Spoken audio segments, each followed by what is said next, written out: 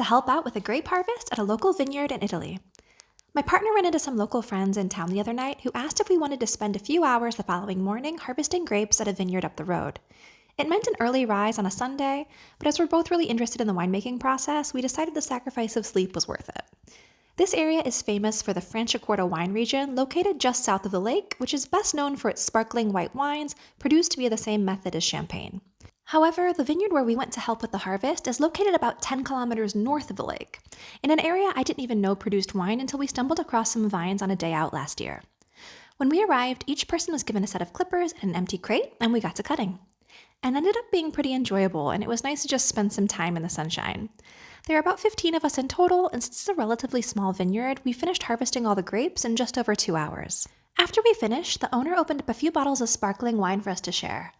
While this vineyard produces red wine, they're part of a cooperative, and this wine comes from another vineyard nearby that produces white wines. After that, we were all invited to a home-cooked lunch. The town where this vineyard's located is absolutely stunning, and it floors me that it's not really on the tourist path. One of the other helpers was a local winemaker himself who told us that 50 years ago, the whole town used to smell like wine. Apparently, it used to be much more common for people to produce their own wine at home, which they would do in the basements, allowing the aroma of winemaking to waft up through the light wells and into the streets. After a few minutes of walking, we arrived at the owner's home where we were greeted with an impressive spread, including homemade polenta made in one of these old machines that I'm obsessed with.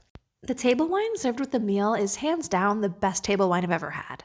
We were also treated to a few bottles of the same varietal of wine that we helped to harvest, and we were each sent home with a bottle from last year's harvest. Afterwards, I wondered if people in the States would be up for something like this.